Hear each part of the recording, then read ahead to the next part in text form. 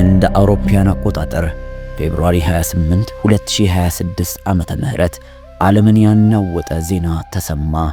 የኢራኑ አያቶላ አሊ ካሜኒ በእስራኤል የአየር ጥቃት ተገደሉ የሚል ጭምጭምታ ተነገረ።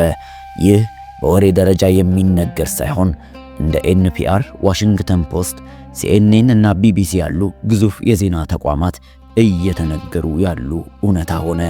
የእስራኤል ጠቅላይ ሚኒስትር ቤንያሚን ኔታንያሁ ለሕዝባቸው ባደረጉት ንግግር የአያቶላ ካሜኒ ግቢ መጥፋቱንና የበላይ መሪው ዳግም እንደማይመለሱ የሚያሳዩ በርካታ ምልክቶች እንዳሉ ገልጸዋል። ኢራን በበኩሏ መሪያችን ደህና ናቸው ብትልም የአሜሪካ የስለላ ድርጅቶችና የሳተላይት ምስሎች ግን ሌላ እውነታ እየተናገሩ ይገኛል።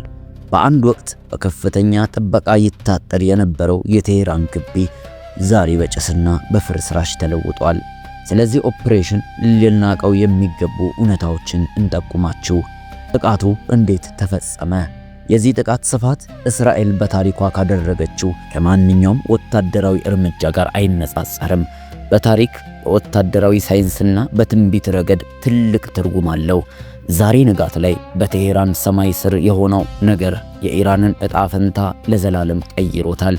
እስራኤል በአንድ ቀን ውስጥ የታየ ታላቅ የአየር ላይ ዘመቻ አከናወነች። ይህ በኢራን ላይ ብቻ ሳይሆን እስራኤል ሀገር ሆና ከተመሰረተች ጀምሮ በማንኛውም ሀገር ላይ የሰነዘረችው ግዙፉ ጥቃት ነው።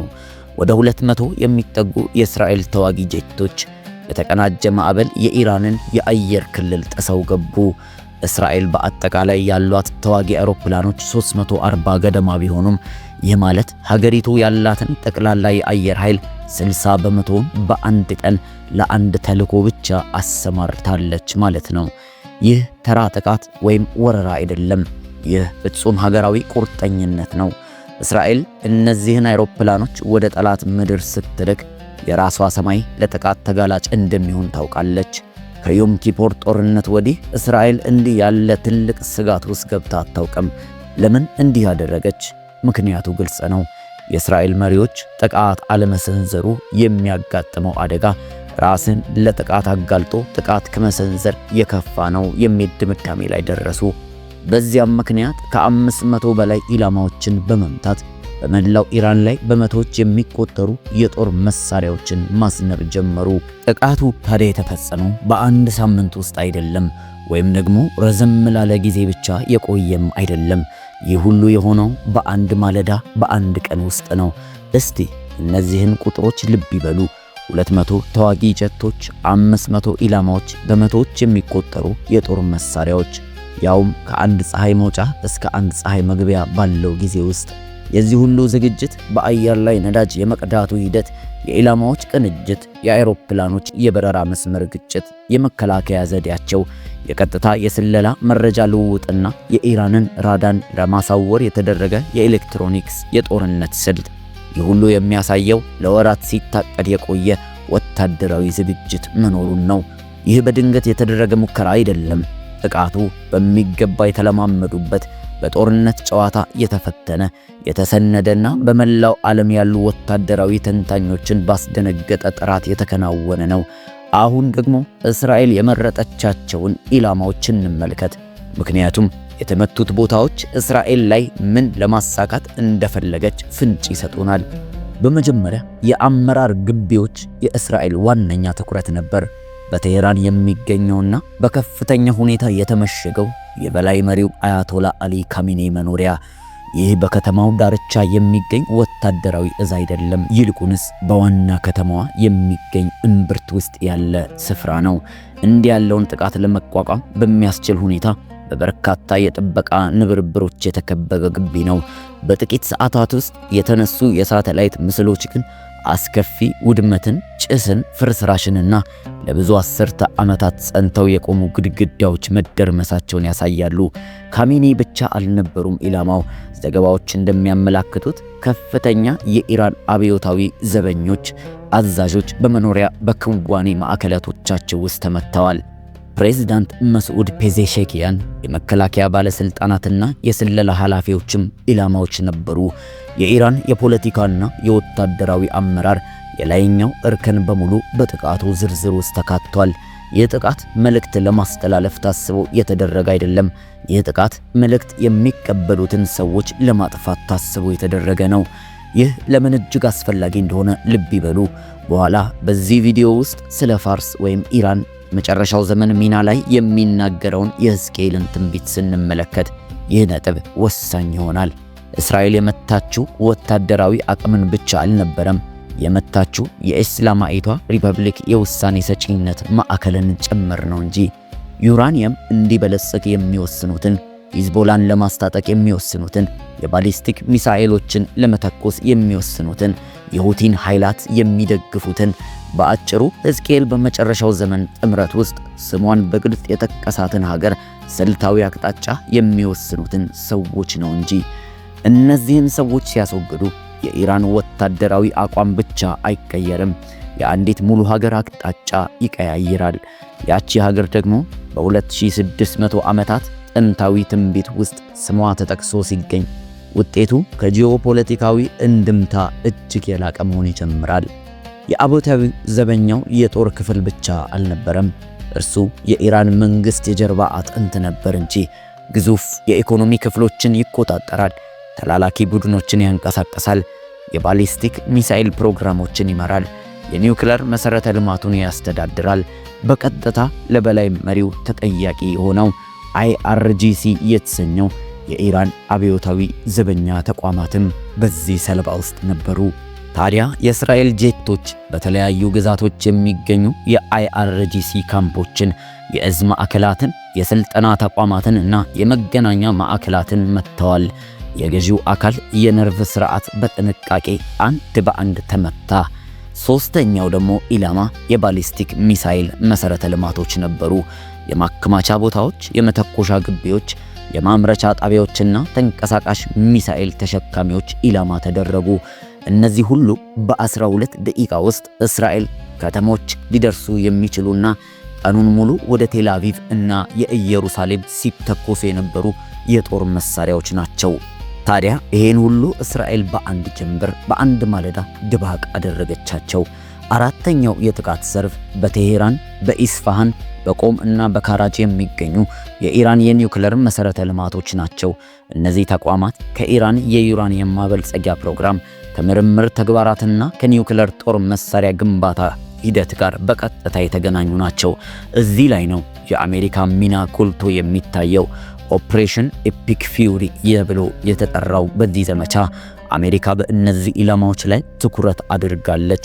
በእስራኤል የጦር መሳሪያ ብቻ ሊደርስባቸው በማይችሉ በመሬት ውስጥ በጥልቀት የተቀበሩና በደንብ የተመሸጉ ቦታዎችን ለመምታት አሜሪካ በጦር መሳሪያ ግምጃ ቤቷ የሚገኙትን ግዙፍና የኒውክሌር ያልሆኑ ባንከር ባልስተር የተሰኙ ቦምቦችን ተጠቀመች። የአሜሪካ ተሳትፎ እጅግ አስፈላጊ የሆነው ለዚህ ነው።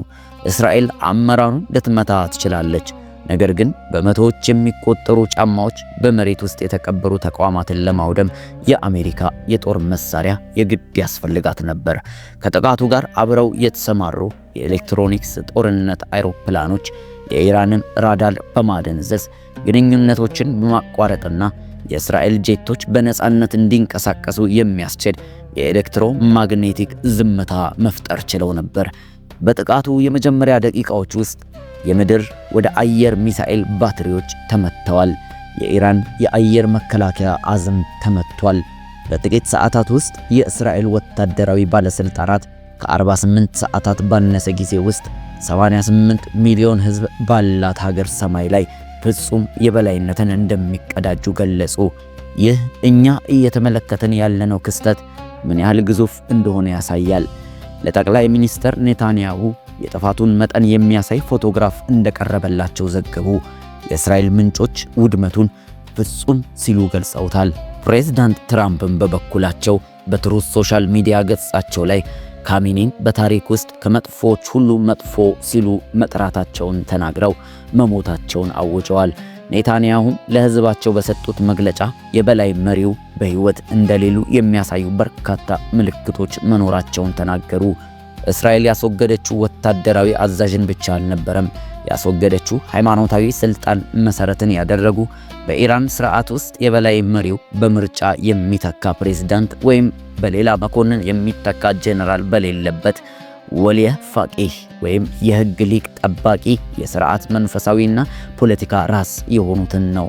እርሱ የኢራንን ብሔራዊ ህይወት የሚመራው ሃይማኖታዊ ርዕዮተ ዓለም ሕያው ተወካይ ነበር። ስልጣኑ የሚመነጨው ከድምጽ ሳይሆን መለኮታዊ ፈቃድ አለኝ ከሚል ሃይማኖታዊ ማዕቀፍ ነበር። እንዲህ አይነቱ ስልጣን ሲወገድ ውጤቱ ፖለቲካዊ ብቻ ሳይሆን የሀገሪቱን ህልውና የሚነካም ይሆናል። የእስላማዊቷ ሪፐብሊክ ህጋዊነት ሙሉ ለሙሉ የተገነባው በበላይ መሪው ተቋም ላይ ነበር። ያለ እርሱ ገዢው አካል መሪውን ብቻ ሳይሆን የመኖሩን ሃይማኖታዊ ትርጉም ማጣት ይጀምራል። አሁን ዋናው ጥያቄ ይህ ነው። እኛ የምናውቃት እስላማዊቷ ሪፐብሊክ ከወደቀች ምን ይተካል? ዓለማዊ መንግስት ይፈጠር ይሆን ወይስ ይበልጥ ጠንካራ የሆነ የአብዮታዊ ወታደራዊ አገዛዝ ስልጣን ይይዛል? ኢራን ትከፋፈላለች ወይስ በዚህ ቀውስ ወቅት ከጎኗ ከቆሙት ብቸኛ ኃይል ጋር ራሷን በጥምረት ታጠናክራለች? ያ ኃይል ሩሲያ ከሆነ እና ያ ጥምረት ሕዝቅኤል በመጨረሻው ዘመን እንደሚሆን የገለጸው አይነት ወታደራዊ አጋርነት የሚፈጠር ከሆነ የካሚኔ መወገድ በኢራን ትንቢታዊ ሚና ማብቂያ ሳይሆን አዲስ ምዕራፍ መጀመሪያ ሊሆን ይችላል። ይህ ነጥብ ለሚቀጥሉት ነገሮች ሁሉ ማዕከል ስለሆነ በደንብ ያዙት። ነገር ግን ወደ ትንቢቱ ከመሄዳችን በፊት ቀጥሎ የሆነውን ማወቅ አለባችሁ። ምክንያቱም የኢራን ምላሽ አፋጣኝ፣ ግዙፍ እና አስፈሪ ነበር። የእስራኤል የመጀመሪያው ጥቃት በተሰነዘረ በጥቂት ሰዓታት ውስጥ ኢራን አጸፋዊ እርምጃዋን እየለቀቀች ሲሆን ይህም እርምጃ መጠነኛ አልነበረም። በስሌትና በምክንያት የሚመራ ሳይሆን ፍጹም ቁጣ የተሞላበት ነበር። የባሊስቲክ ሚሳኤሎች ወደ እስራኤል ተተኮሱ። ተከታታይ ተኳሾች በቀጥታ የህዝብ መኖሪያ ማዕከላትን አልመው ወረዱ። ቴል አቪቭ፣ ኢየሩሳሌም፣ ሃይፋ፣ የአገሪቱ ቅዱሳንና በሰው ብዛት የተጨናነቁ ከተሞች በሙሉ በአንድ ጊዜ ኢላማ ተደረጉ። ሰው አልባ አውሮፕላኖች እንደ ንብ መንጋ በየተራ ተሰማሩ። ዓላማቸውም የእስራኤልን የመከላከያ ስርዓት በብዛት በማጥለቅለቅ ስራ እንዳይሰራ ማድረግ ነበር። ጥቃቱ በእስራኤል ላይ ብቻ አልቆመም። የኢራን ሚሳኤሎች በመላው የፋርስ ባህረ ሰላጤ የሚገኙ የአሜሪካን የቃል ኪዳን አጋሮቿን የጦር ሰፈሮች ኢላማ አደረጉ። የአሜሪካ ባህር ኃይል 5ኛ ክፍለ ጦር ዋና መስሪያ ቤት የሚገኝባት ባህሪን ጥቃት ደረሰባት። በኳታር የሚገኙ የጦር ሰፈሮች ተመቱ። አንድ የውጭ ዲፕሎማት ለፎክስ ኒውስ እንደገለጹት በኳታር በደረሰ ጥቃት 8 ሰዎች የቆሰሉ ሲሆን አንዱ በከባድ ሁኔታ ላይ ይገኛል ተብሏል። የተባበሩት አረብ ኤሚሬቶች ወደ ግዛቷ የሚመጡ ጥቃቶችን ለመከላከል የአየር መከላከያ ስርዓቷን አንቀሳቀሰች። በኩዌት የሚገኙ ተቋማት ኢላማ ተደረጉ። ኢራን በመላው ቀጠናው የሚገኝ ማንኛውንም የአሜሪካና የእስራኤል ጥቅም ህጋዊ ኢላማ መሆኑን አውጃለች። እንዲሁም ዓለም አይቶት በማያውቀው አቅም አሰቃቂ ምላሽ እንደምትሰጥ ዛተች። አሁን የምነግራችሁ ዝርዝር ነጥብ በደንብ ያዙ። ምክንያቱም በማቴዎስ ምዕራፍ 24 ላይ ወደ ተጠቀሰው የኢየሱስ ቃል ስንመጣ እጅግ አስፈላጊ እንደሆነ ትረዳላችሁ። ከኢራን የሚተኮሱ የባሊስቲክ ሚሳኤሎች እስራኤል ለመድረስ የሚወስድባቸው ጊዜ 12 ደቂቃ ብቻ ነበር። 12 ደቂቃ በሚሳኤል ተኩስ መታወቂያ እና በሚፈጥረው ውድመት መካከል ያለው ጊዜ ይህ ብቻ ነበር። አንዲት ቤተሰብ ወደ መሸሸጊያ ቦታ ለመድረስ ያላት ጊዜ 12 ደቂቃ ብቻ ነበር። ከሰዓታት በኋላ በመላው እስራኤል የማስጠንቀቂያ ደውሎች ማስተጋባት ጀመረ። በሚሊዮን የሚቆጠሩ ሰዎች ወደ ቦምብ መሸሸጊያ ቦታዎች ተሰበሰቡ። የእስራኤል መከላከያ ሚኒስቴር በመላው ሀገሪቱ ላይ አስቸኳይ የጊዜ አዋጅ አወጁ። የብረት ጉልላት ሥራ ተጀመረ። አይረን ዶሙ በደንብ ተቀላጠፈ። የዳዊት ወንጭፍ ብለው የሚጠሩት ተንቀሳቀሰ። የአሮ ሚሳኤል መከላከያ ስርዓት በከፍተኛ ስራ ላይ መስራት ጀመረ። የእስራኤል መከላከያ መዋቅር እያንዳንዱ በቀጥታ የተኩስ ሩምታ ስር ሆኖ በአንድ ጊዜ እየሰራ ነበር። ሆስፒታሎች ታካሚዎችን ወደ መሬት ስር ክፍሎች አዘዋወሩ። ትምህርት ቤቶች ተዘጉ። የሥራ ቦታዎች ቆሙ። የሕዝብ ስብሰባዎች ታገዱ። በመላ ሀገሪቱ ያሉ የመጠባበቂያ ኃይሎች ጥሪ ተደረገላቸው። ሀገሪቱ ሙሉ በሙሉ ተዘግታ ቀጣዩን የጥቃት ማዕበል ትጠባበቅ ጀመር። ቀጠናው አሁን ወደ ግልጽ ጦርነት ገብቷል። ይህ የድንበር ግጭት ወይም መጠነኛ የተኩስ ልውውጥ አይደለም። ይህ ግልጽ ቀጣይነት ያለውና ዘርፈ ብዙ ጦርነት ነው። ነገር ግን ውጥረቱ በዚህ አላበቃም። ምክንያቱም ሁኔታውን የሚከታተሉ ሌሎች ተዋናዮች፣ የሚዘጋጁ ሌሎች ኃይሎችም ነበሩ። የእነርሱ ቀጣይ እርምጃ ይህንን የሁለት ሀገራት ግጭት ወደ ከፋና ሰፊ ነገር የመቀየር ስጋት አለው። ይህ ደግሞ በመጽሐፍ ቅዱስ ውስጥ ካሉ እጅግ ዝርዝር ወታደራዊ ትንቢቶች አንዱ ጋር በቀጥታ ይገናኛል። ወደዚህ አስደንጋጭና በቀጥታ የተፈጠረው ትንቢቶች ጋር ከመሄዳችን በፊት የካሚኒ ሞት በኢራን ውስጥ ምን ማለት እንደሆነ መረዳት አለብን። አብዛኛው የምዕራቡ ዓለም ሕዝብ ይህ አንድ ሰው ምን ያህል ስልጣን እንደነበረው ግንዛቤው የለውም። ብዙ ሰዎች ስለ በላይ መሪ ሲያስቡ በምርጫ ወይም በውርስ እንደሚተካ እንደ ፕሬዝዳንት ወይም እንደ ጠቅላይ ሚኒስትር ያለ የፖለቲካ ሰው አድርገው ይቆጥሩታል። ነገር ግን የኢራኑ የበላይ መሪ እንደዚህ አልነበረም። አያቶላ አሊ ካሚኔ ተራ ተወካይ ወይም የክብር መሪ ብቻ አልነበሩም። እርሳቸው ለመላው እስላማዊ ሪፐብሊክ ፍጹም የማዕከል የስበት ኃይል ነበሩ እንጂ። በኢራን ውስጥ ማንኛውም ትልቅ ውሳኔ የሚፈሰው በእርሳቸው በኩል ነው ወይም የእርሳቸውን ፈቃድ ይሻል። የካሚኒ መወገድ ለምን እንዲህ ያለ ከፍተኛ የትንቅንቅ ለውጥ እንደሚያመጣ ለመረዳት የሚቆጣጠራቸውን የተወሰኑ ዘርፎች ማወቅ ይጠይቃል። የመጀመሪያው የኒውክሌር ፖሊሲው ነው። ስለ ዩራኒየም ማበልጸጊያ ደረጃ፣ ስለ ተቋማት ግንባታና ከዓለም አቀፍ ተቆጣጣሪዎች ጋር ስለ መተባበር ወይም ስለ ማደናቀፍ የሚወስኑት እርሳቸው ነበሩ። በአብዮታዊ ዘበኛ ወይም IRGC ስልቱ ደግሞ በኢራን ውስጥ እጅግ ኃይል የሆነው ወታደራዊና ኢኮኖሚያዊ ተቋም ተጠያቂነቱ ለበላይ መሪው እንጂ ለፕሬዝዳንቱ ወይም ለፓርላማው አልነበሩም። ሂዝቦላ፣ ሐማስ፣ ሁቲዎችና የኢራቅ ሚሊሻዎች የገንዘብ ድጋፋቸው፣ ትጥቃቸውና ስልታዊ አቅጣጫቸው ሁሉ የሚመነጨው ከእርሳቸው ጠረጴዛ ዙሪያ በሚደረግ ስብሰባ ነበር። በተጨማሪም ዲፕሎማሲያዊ ስምምነቶችን የሚያደርጉት እሳቸው ነበሩ። የአሜሪካ ባለስልጣናት እንደሚሉት የትራምፕ አስተዳደር በተደጋጋሚ ድርድር ለማድረግ ሞክረዋል። በኦማንና በጄኔቫ በኩል የሰላም ጥሪዎች ቀርበው ነበር። ነገር ግን ካሜኒ በኒውክሌር ፕሮግራማቸው፣ በባሊስቲክ ሚሳኤሎችና በራሳቸው ሕዝብ ላይ በሚደረገው አፈና ላይ ምንም አይነት ስምምነት ላለማድረግ ፈቃደኛ አልነበሩም። አንድ የአሜሪካ ባለስልጣን እንደተናገሩት የበላይ መሪው በቀጠናው እና በመረጋጋት መካከል የነበረው የመጨረሻው እንቅፋት ነበሩ ይላሉ። አሁን እርሳቸው የሉም። በመላው ዓለም ያሉ የስለላ ድርጅቶች ሊመልሱት የሚጥሩት ትልቅ ጥያቄ ተነስቷል። ይህ ክስተት የኢራንን መንግስት ያናገዋል ወይስ ያጠነክረዋል የሚል ነው። የኢራን መንግስት አስቀድሞ የተዘጋጀ የመተካከያ ስርዓት አለው።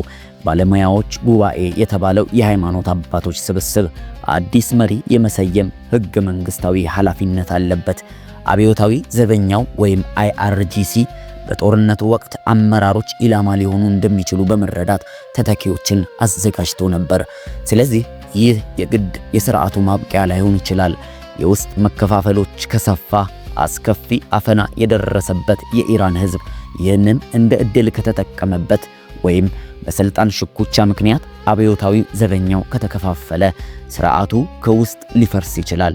ነገር ግን በተቃራኒው ከፍርስራሹ ውስጥ ይበልጥ ጨካኝ፣ ተስፋ የቆረጠና በቀል የሚናፍቅ አመራር ሊወጣም እንደሚችል መታሰብ አለበት።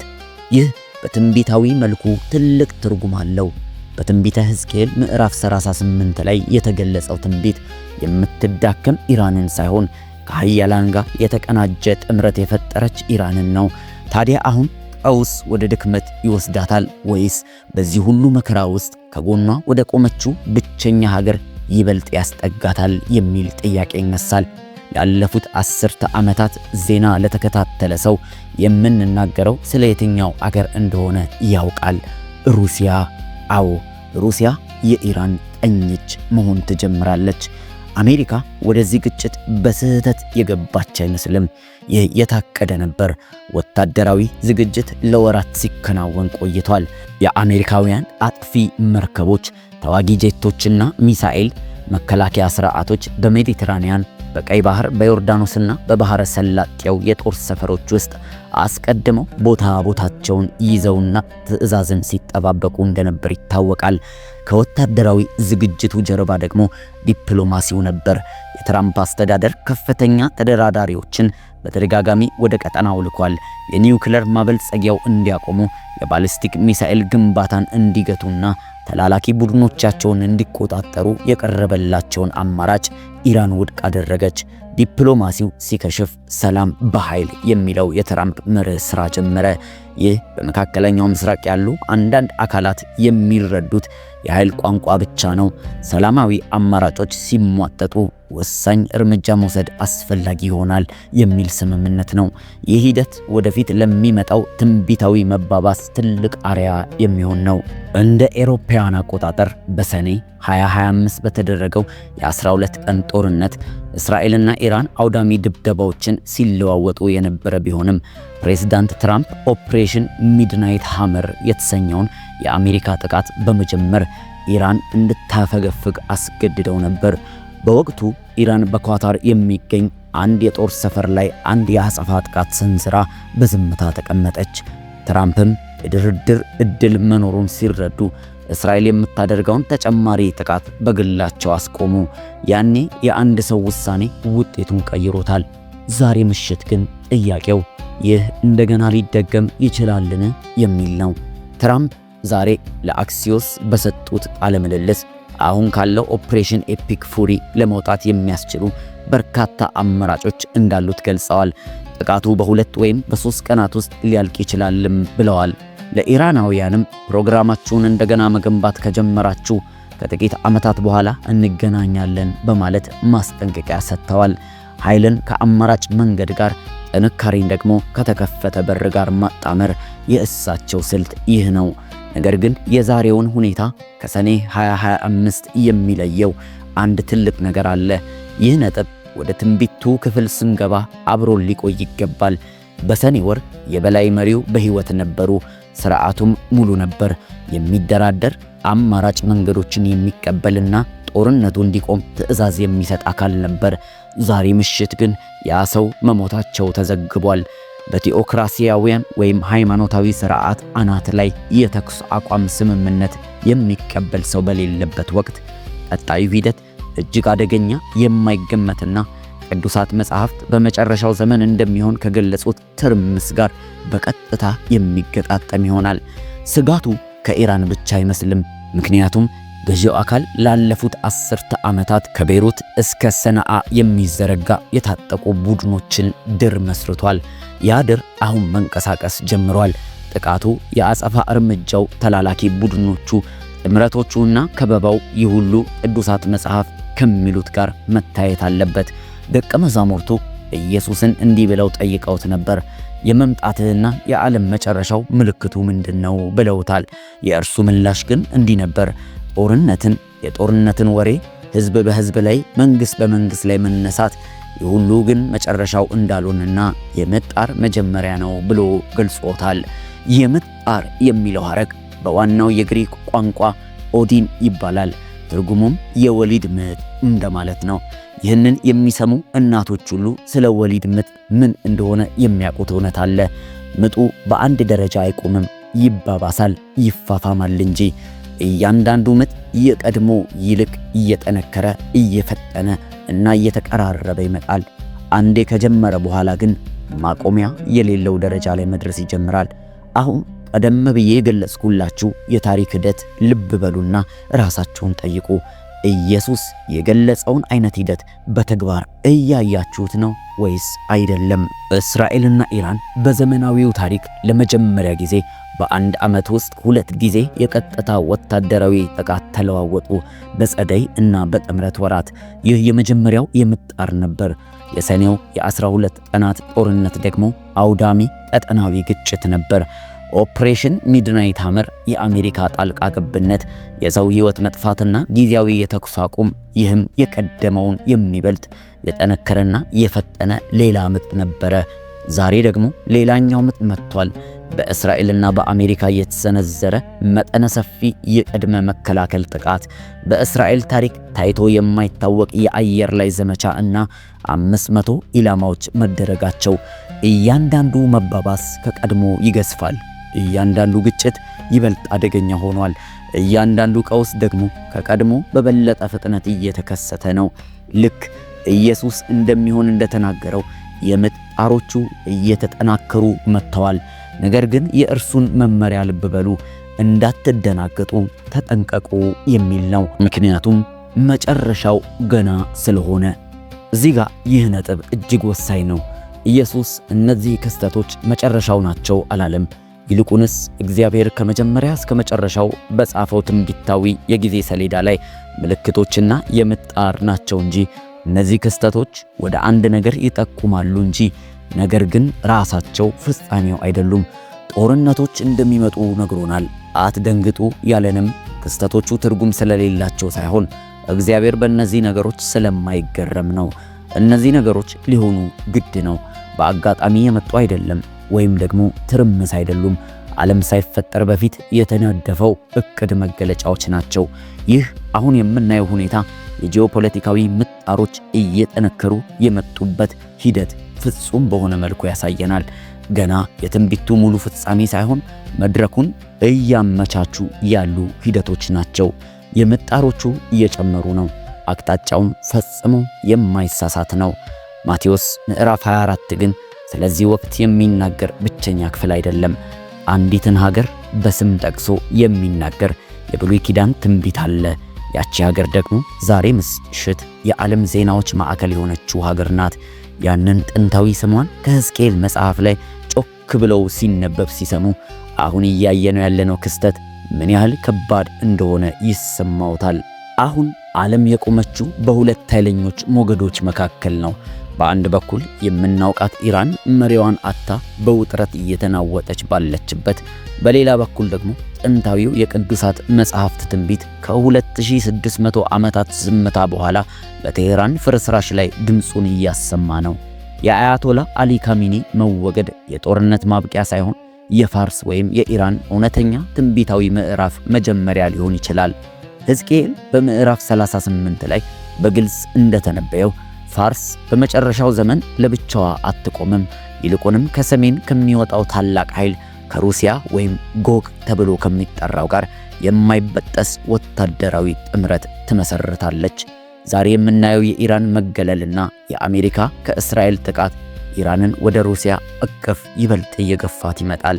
የምጣሮቹ ተቀራርበዋል። ምጡ በርትቷል። አሁን የምንጠብቀው ጥያቄ ጦርነት ይነሳል ወይ የሚለውን ሳይሆን የተነገረው ትንቢት በአይናችን ፊት ለመፈጸም ምን ያህል ሰከንዶች ቀሩት የሚለውን ነው። መድረኩ ተዘጋጅቷል። ተዋናዮቹ ቦታቸውን ይዘዋል። መጋረጃው መከፈት ጀምሯል። የዛሬው ዜና ነገ ታሪክ ይሆናል። የነገው ታሪክ ግን ትንቢቱ አስቀድሞ የጻፈው እውነት ነው። ዓለም እስትንፋሷን አጥባ እየጠበቀች ነው። ምክንያቱም ቀጣዩ ምጥ ምናልባት መላውን ምድር የሚቀያየር እንድምታ ሊሆን ይችላል። እኛም በስተመጨረሻ ይህንን ብለናችሁ ይህንን ቪዲዮ እንዝጋ። አንድ መንገደኛ በታላቅ ማዕበልና በጨለማ ውስጥ ይጓዝ ነበር። በዙሪያው ያሉት ሰዎች በጩኸትና በፍርሃት ሲታወኩ፣ እርሱ ግን በተረጋጋ መንፈስ ጉዞውን ይቀጥላል። አንዱም ወደ እርሱ ቀረበና ይህ ሁሉ ጥፋትና መብረቅ እየወረደ እንዴት አትፈራም ብሎ ጠየቀው። መንገደኛውም እንዲህ ሲል መለሰለት፣ እኔ የምጓዘው በዓይኔ ባየሁት መንገድ ሳይሆን በካርታው ወይም በቃሉ መሪነት ነው። ካርታው ላይ ይህ ማዕበል እንደሚመጣ ነጎድጓዱም እንደሚበረታ አስቀድሞ ተጽፏል አለው። ስለዚህ ማዕበሉ መምጣቱን የሚያሳየኝ መንገዱ መሳሳቱን ሳይሆን ወደ መድረሻዬ ወደ ቤቴ እጅግ መቅረቤን ነው ብሎ ተናገረ። ታዲያ እኛም በዚህ ሰዓት ይህንን የምትመለከቱ አማኞች አይናችሁን በቃሉ ላይ በማድረግ ዓለም ስትናወጥ ዜናውን ብቻ በመስማት ሳይሆን የፈጣሪን ቃል ካርታውን በማጥናት ድንጋጤን አጥፍተን በእምነት ልንለውጥ ይገባል። እንደ ብልህ ቆንጆቹ በቂ ዘይት፣ ጸሎት፣ ትዕግስትና ቃሉን በማንበብ ተሞልተን ጨለማው ሲበረታ ይበልጥ መብራታችን ሊያበራ እንደሆነ በማወቅ ልንዘጋጅ ይገባል። ትልቁ ዝግጅት ግን ጓዳችንን፣ ነፍሳችንን፣ ሰውነታችንን ከዚህ ዓለም ጉድፍና ከርኩሰት ማጽዳት ነው።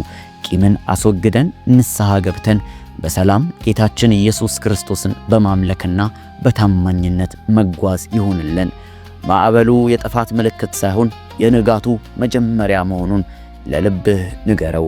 ማራናታ፣ ሙሽራው ሊመጣ በደጅ ነው። ይህ መልእክት በልብህ ላይ አንዳች የፈጠረው ስሜት ካለ ያንን ስሜትህን በዚህ አስተያየት መስጫ ላይ ያጋራልን። ለሌሎችም መልእክቱን አጋራው። መልካም ቀን ይሁንላችሁ።